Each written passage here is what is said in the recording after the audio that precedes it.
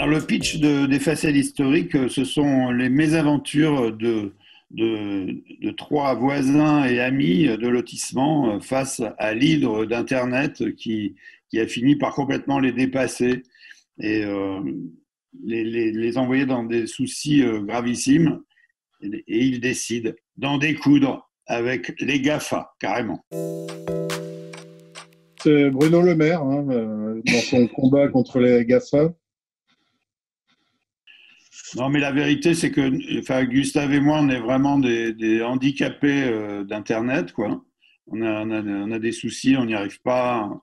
Enfin, c'est une catastrophe. On a l'impression que tout le monde y arrive sauf nous.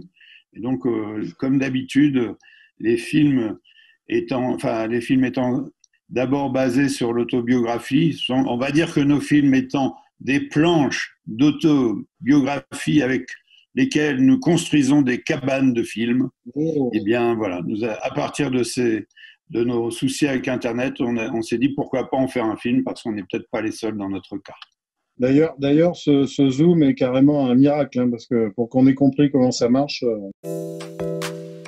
c'est vrai qu'on a tourné beaucoup autour de nos potes, que ce soit Benoît Poulvorde, Albert Dupontel, enfin voilà, on voulait un peu renouveler le cheptel, et se faire de nouveaux amis. Donc Corinne Maziero, on la connaissait un petit peu. Moi, j'ai tourné un film avec elle qui n'est jamais sorti d'ailleurs, qui s'appelait Simon, un très beau film mais qui n'a pas trouvé de distributeur, malheureusement. Denis Podalides, on adorait avec Benoît, on adore toujours les films qu'il fait avec son frère et son humour, donc qui a un humour différent du nôtre mais qu'on adore.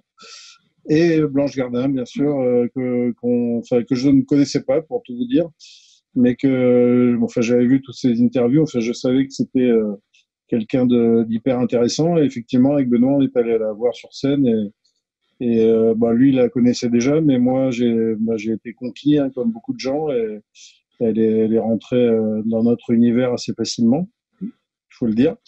Et donc voilà, c'était un trio tout nouveau, tout beau.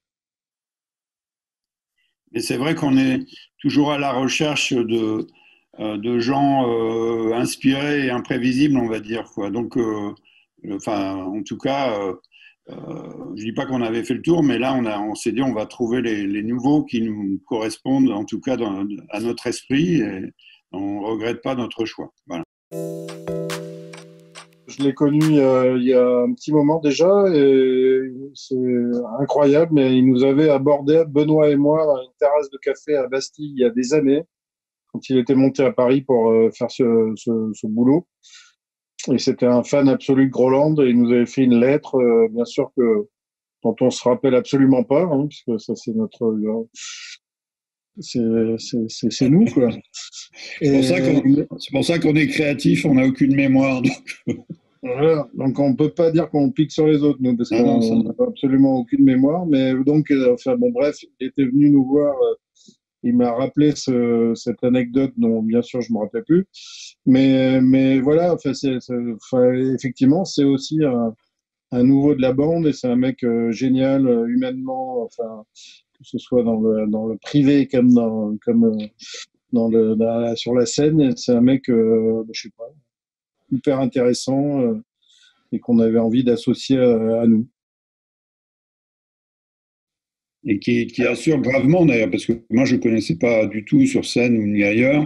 Et je trouve que dans la scène, enfin, donner la réplique à Denis Podalides avec une espèce de sens du rythme si élaboré, sans jamais se planter, et puis en nous étonnant, il faut voir qu'effectivement, nous, enfin, il y a une, deux, trois prises maximum, mais une fois qu'on a choisi notre cadre, c'est parti. Et il n'est pas question d'être trop largué, quoi. Et surtout, on fait aucune répétition, qui est toujours un peu peur aux gens qui arrivent, qui sont plongés directement dans le bain. Mais voilà, enfin, on veut pas perdre de temps et d'énergie, donc on y va direct. Et lui, il est arrivé, il a fait ses trois prises et il est reparti par le premier train. Donc voilà, des fois, ça fait bizarre. Il y a des gens qui repartent de chez nous avec un grand point d'interrogation sur la tête, mais au final, ça marche. C'est une méthode brutale, mais efficace.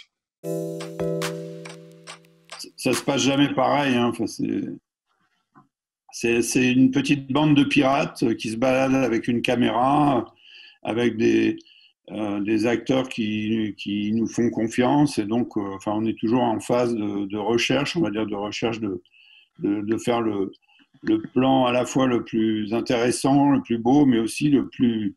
Enfin, même nous, on s'attend pas exactement à ce qu'on va faire. Donc, on est vraiment dans une phase d'incertitude, enfin, de recherche artistique, tout simplement, avec un petit groupe, quoi.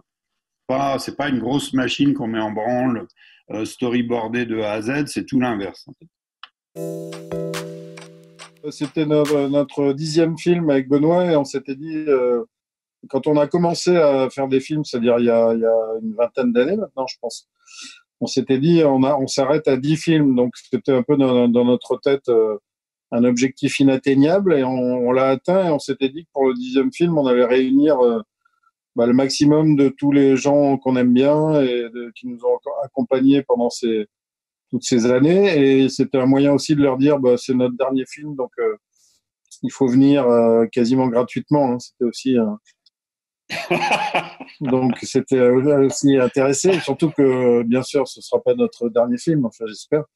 Mais non, mais c'était quand même dans notre idée de faire 10 films. Et effectivement, à chaque fois, on essaye de mettre dans tous les rôles des gens qu'on aime bien, parce que c'est nous qui faisons le casting. On n'a pas de casting directeur.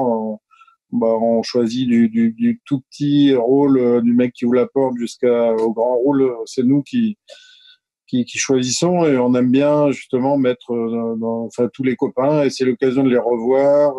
Qui viennent sur le tournage, on passe un bon moment. Voilà, enfin, effectivement, c'est une occasion, c'est comme une famille et comme on se voit pas souvent, les tournages, ça nous permet de revoir tous les gens qu'on aime bien.